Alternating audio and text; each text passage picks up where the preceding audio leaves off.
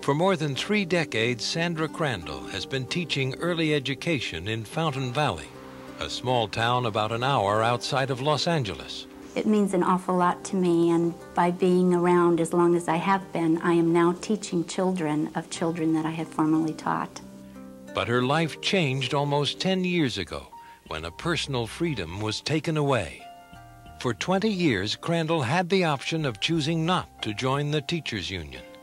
But in 1994, the situation changed when a so-called agency shop was imposed.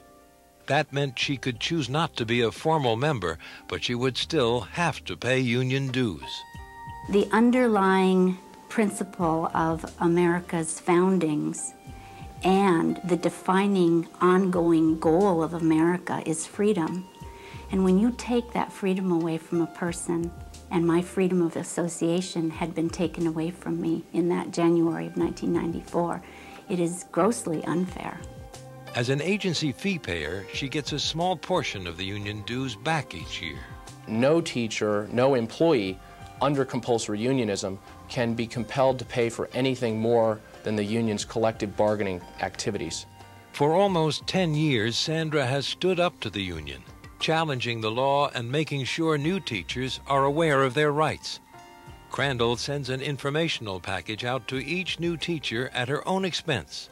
It has activated me to take a leading role in terms of helping other teachers up and down the state, and sometimes even out of the state, and helping them understand what their rights are within this freedom being taken away. Taking a stand against the union hasn't been easy. My car had been rocked in the 70s when the teachers were on strike. When I walked my little 5-year-olds around the corner into the classroom, the very teachers that I worked shoulder to shoulder with shouted awful things from the street at me. Interview requests with the Fountain Valley Education Association were passed on to state union representatives with the California Teachers Association. We wanted the CTA to talk about the many benefits of union membership, but Mike Mislinski, media relations spokesperson, told us an interview would not be granted, that the, quote, CTA represents more than 300,000 educators in California, and only a fraction choose to question the valuable and enduring work for public education that we do in the political arena, end quote. It's like an 800-pound gorilla, and going up against that, even at a local level, is very, very difficult. Unions got their start in the U.S. around 1850. Samuel Gompers founded the American Federation of Labor in 1886. He realized that there were far more workers needing jobs than there were actual employers. By organizing labor, he believed workers would have a stronger voice in the tight labor market. An entrepreneur is a person who was alert to profit opportunities, and he saw a profit opportunity in getting workers together into a well-organized organization and being able to exercise political clout as well as economic clout. By 1904, the AFL had 1.75 million workers. Gompers believed that the labor movement should rely solely on the voluntary support of workers. And unionism remained voluntary until 1935, when President Roosevelt signed the National Labor Relations Act. The NLRA is a sweeping law that gave union officials compulsory unionism power. It became the primary law governing labor relations in the private sector until it was amended in 1947 with Taft-Hartley. The biggest growth in union membership in recent decades is in the government or public sector. Dr. Charles Baird feels this may eventually lead to a decline in overall power that unions wield in this country. What I think will happen is that when it's clear that unionism is principally an organization trying to raise taxes, that the appeal of unionism will decline substantially for everybody except government employees. And I think under those circumstances, then, it may be possible to get some substantial changes in the National Labor Relations Act to take away some of the special privileges that unions were granted initially in 1935. The coercion in unionism is what I am totally against. People have a right to support a union if they so choose, but it's the coercion within the concept that I am against. The battle over unionization of the nation's largest strawberry grower, Coastal Berry in Ventura, California, heated up in 2001 when 150 workers were fired for refusing to join the United Farm Workers Union. Francisco Alcazar, married father of 4, tells us the workers were given an ultimatum.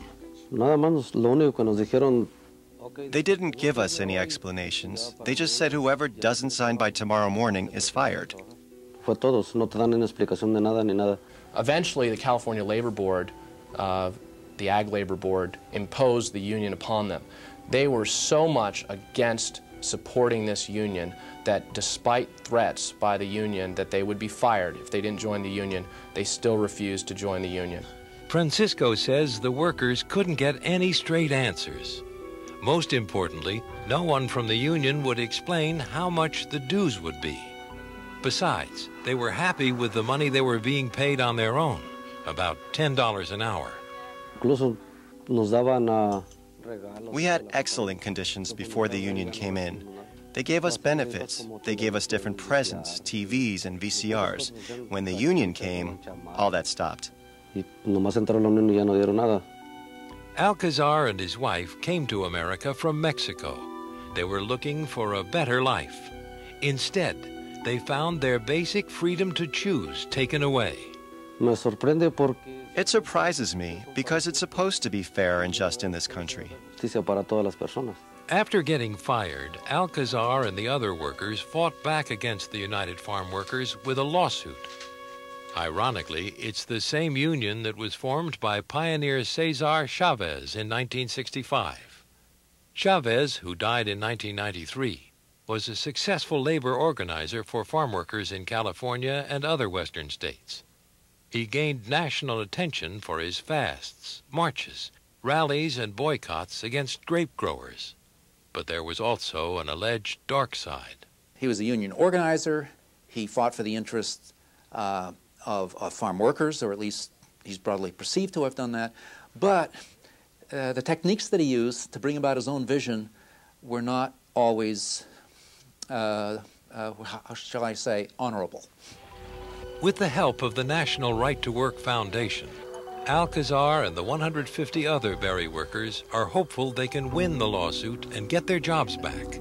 These people stood by their principles. They said, no, we can't be forced to join a union as a condition of employment, and certainly we can't be forced to pay full union dues and subsidize the farm workers' political agenda as a condition of employment. This is America.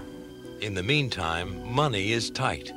Francisco can't look for another job until he has an eye operation. Porque nada más él trabaja y yo no puedo trabajar. We don't have anything. Barely $1 because he's the only one who can work. I can't work and his disability will run out. No nada. Rosalba says she believes the union should not try to force itself on the workers. I think the law is on the side of these folks. I think the facts are on their side. The only question is whether or not we will be able, how quickly the Agricultural Labor Relations Board will move to make a determination. I really don't know because the union is very strong and a lot of people say we are wasting our time. But I wanted to prove a point and let it be known that this is something that is unjust. Hopefully, if these employees get their full rights restored, they'll be rehired, they'll be given a full restitution, including back pay, and if the message is strong enough, and if the California Ag Labor Board sends the message forcefully enough, hopefully the United Farm Workers will, the union will stop harassing people and getting people fired in the same manner. While foundation attorneys help victims like Francisco Alcazar win their battles in and out of the courtroom, the National Right to Work Committee lobbies for legislative change.